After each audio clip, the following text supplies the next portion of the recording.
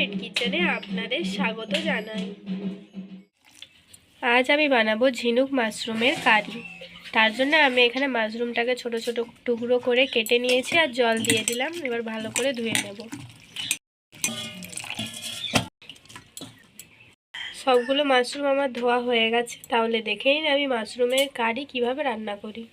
এবার আমি একটি কড়া বসিয়ে দিয়েছি আর পরিমাণ মতো জল দিয়ে দেবো।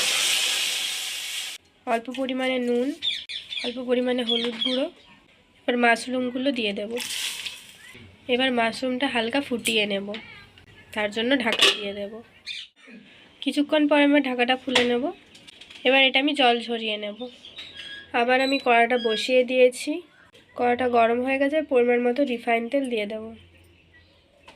এবার তেলটাকে ভালো করে চাড়িয়ে নেব। আর আমি আগে থেকে একটি ছোট সাইজের আলুকে ডুমকো ডুমকো করে কেটে রেখেছিলাম, ওটাও ভেজে নেব। আমি অল্প একটু নুন দিয়ে দেবো। আলুগুলো হালকা লাল লাল ভাজা হয়ে গেছে। এবার ওর মধ্যে আমি ছাতুগুলো দিয়ে দেবো। এবার ওগুলোও হালকা ভেজে নেব।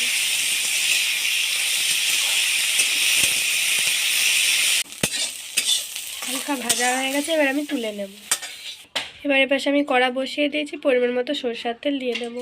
এবার ওর মধ্যে পরিমাণ মতো চিনি দিয়ে দেবো, একটি তেজপাতা, অল্প পরিমাণে গোটা জিরে, আর আমি আগে থেকে একটি বড় সাইজের টমেটোকে কুচিয়ে রেখেছিলাম, ওটা দিয়ে দেবো। দিয়ে ভালো করে ভেজে নেব। হালকা ভেজে নিয়েছি। এবার পরিমাণ মতো নুন দিয়ে দেবো। একবারে আমি তরকারি আন্দাজেই নুনটা দিয়ে দিলাম, পরে আর নুন অ্যাড করবো না। টমেটোগুলোকে আমি পিনো করে ভেজে নিয়েছি। আর আমি আগে থেকে একটি মশলা বানিয়ে রেখেছিলাম। এর মধ্যে আছে 2 চামচ আদা বাটা, 2 চামচ লঙ্কার গুঁড়ো, 1 চামচ হলুদ গুঁড়ো, 2 চামচ জিরে গুঁড়ো, 2 চামচ ধনে গুঁড়ো দিয়ে জল দিয়ে আমি পেস্ট করে রেখেছি। এবার এটা ওর মধ্যে দিয়ে দেব। ভালো করে কষিয়ে নেব মশলাটা। যারা যারা আমার চ্যানেলটিকে আগে থেকে সাবস্ক্রাইব করেছেন তাদেরকে অসংখ্য ধন্যবাদ। আর যারা যারা সাবস্ক্রাইব করেননি তারা জলদি সাবস্ক্রাইব করে দিন, যাতে নতুন নতুন রান্নার ভিডিও আপনারা দেখতে পারেন। ভালো করে মশলাটা কষানো হয়ে গেছে। এবার ভেজে রাখা ছাতু আর আলুগুলো দিয়ে দেবো। ভালো করে আমি মশলাটার সাথে মিশিয়ে নেব। আমার এই ঝিনুক মাশরুম ছাতুর রেসিপিটা যদি আপনাদের ভালো লেগে থাকে তাহলে সাবস্ক্রাইব করুন আমাদের চ্যানেলটি, যাতে পরের ভিডিওর জন্য নোটিফিকেশান আপনারা পান। কষানো হয়ে গেছে, এবার আমি জল দিয়ে দেব।